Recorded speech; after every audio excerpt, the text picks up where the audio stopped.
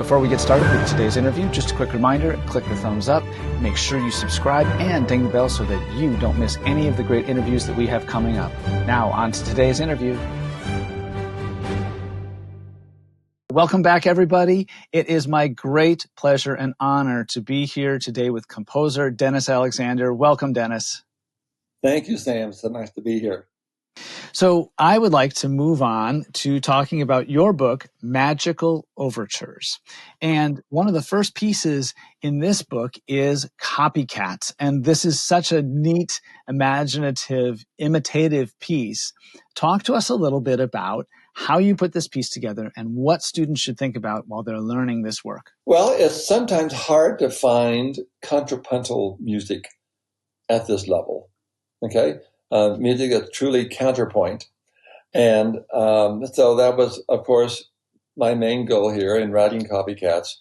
I wanted a piece that was very accessible to the student at this kind of mid-elementary level, and something that would help prepare them for Baroque music. I chose purposely A minor just because it's mostly on the white on the white keys, and I knew that would make it a little less intimidating for the young student if they didn't see too many accidentals that needed to be there. But I started off with this two measure motive with a little two note slur. I wanted a little bit of articulation right there, and then when they bring the thumb under, I purposely used that articulation of a two note slur in the beginning with it makes it easier to bring your thumb under rather than doing it all legato. Plus, it also gives it a little more interest from a musical standpoint, I think, when they hear it phrased. And then the left hand comes in again with the same motive. And then it just moves on from there. Eventually have the hands at the bottom of that first page overlapping with those imitations, which is essentially what we call stretto in Bach fugues.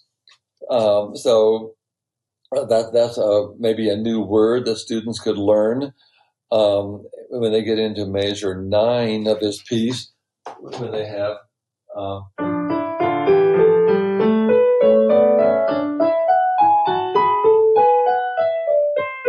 so they've got a D minor pattern, an A major, an E major. So they're going through 3 different 5-finger patterns there, 1 minor and 2 in major. So I think that's also interesting for them to realize when they're learning and playing this piece. So I would hope that the student and the teacher would analyze this piece a little bit and really discover what the composer is thinking about and how it all comes together. There's a lot going on in this little simple piece. But I think it's real fun to play, and it really does give the student at this level an opportunity to discover polyphony and